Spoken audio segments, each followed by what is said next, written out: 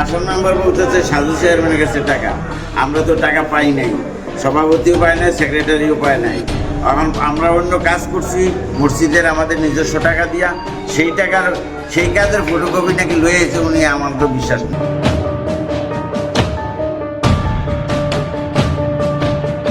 মসজিদের সরকারি অনুদানের টাকা আত্মসাতের অভিযোগ ওয়ার্ড মেম্বারের বিরুদ্ধে।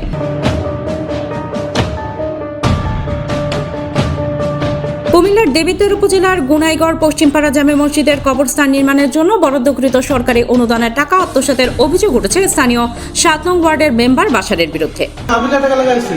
কিসের টাকা? গুনাইগড় পশ্চিমপাড়া লাউডিংয়ের টাকা উঠে, টাকা আপনাদেরকে দেয় নাই? টাকাটা কে দিছে? কে দিছে, কে দেয় নাই? টাকাটা কে দিছে? স্থানীয় সূত্রে জানা যায়, মসজিদের কবরস্থান উন্নয়ন ও নির্মাণ কাজের জন্য সরকারি অনুদান প্রায় ৬ লক্ষ টাকা প্রদান করা হয় বিগত ৮ মাস আগে।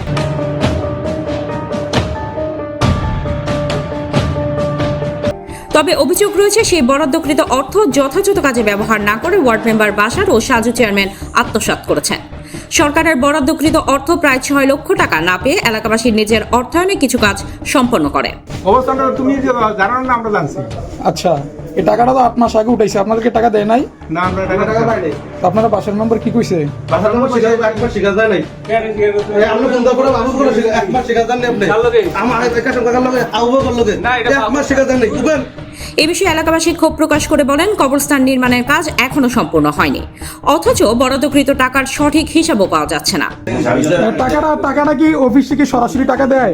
আপনাকে অফিস আপনাকে হয়তো চেক দিবে, নাহলে আপনাকে ট্রেজারিতে টাকা দিবে। আপনার সিগনেচার ছাড়া তো টাকা উঠবে না, ব্যাংকে গেলেও আপনাকে ছাড়া টাকা উঠাবে না। আমি তো আপনাকে অনেকদিন ব্যাংকে দেখছি সাধু চেয়ারম্যানের সাথে। আমি অনেকদিন সাধু চেয়ারম্যানের সাথে আপনাকে ব্যাংকে দেখছি। আমি তো টাকা উঠাইছি, আমি তো আমার বিভিন্ন প্রকল্পের টাকা উঠাইছি। এখন টাকাটা দিবেন কবে ওটা বলেন? আমি দেবো কেন? সাজু ভাই উঠেছে,